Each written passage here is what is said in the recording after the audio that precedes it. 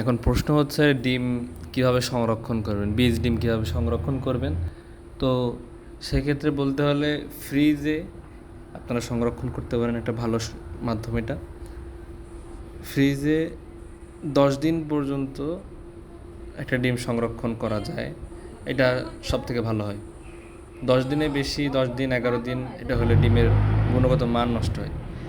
এখন আমাদের বাসায় লেয়ার মুরগি আছে প্রায় 100টা, আর বীজ ডিম সংরক্ষণের জন্য একটা মোরগের সাথে আছে 6টা মুরগি। বীজ ডিম সংরক্ষণে অবশ্যই তাপমাত্রা থাকতে হবে নর্মাল 2 অথবা 3, 2 অথবা 3 এর মাঝামাঝি রাখতে হবে। আর কোনোভাবেই 10 দিনের উপরে না যাওয়াই ঠিক, কারণ 10 দিনের উপরে চলে গেলে হ্যাসিং রেট কম পাওয়া যায়।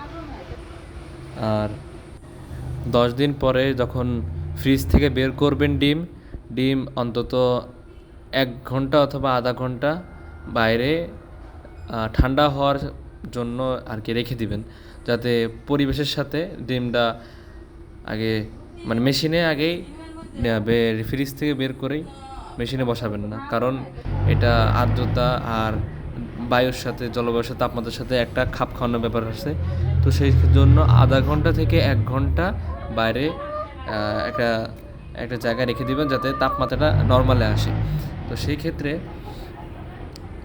যখন তাপমাত্রাটা নর্মাল চলে আসবে আধা ঘন্টা থেকে 1 ঘন্টা পর, তারপর ডিমগুলো ভালোভাবে জীবাণুমুক্ত করবেন, হয়তো বা ক্লিন করে, যেগুলো হলো লিকুইড আছে অথবা ডিশওয়াশ পাউডার আছে, এগুলো দিয়ে পানি দিয়ে আস্তে আস্তে সাবধানভাবে, যাতে ডিমগুলো না পড়ে সেদিকে খেয়াল রাখতে হবে, যাতে পিছলিয়ে ডিমটা পড়ে যেতে নষ্ট না হয়।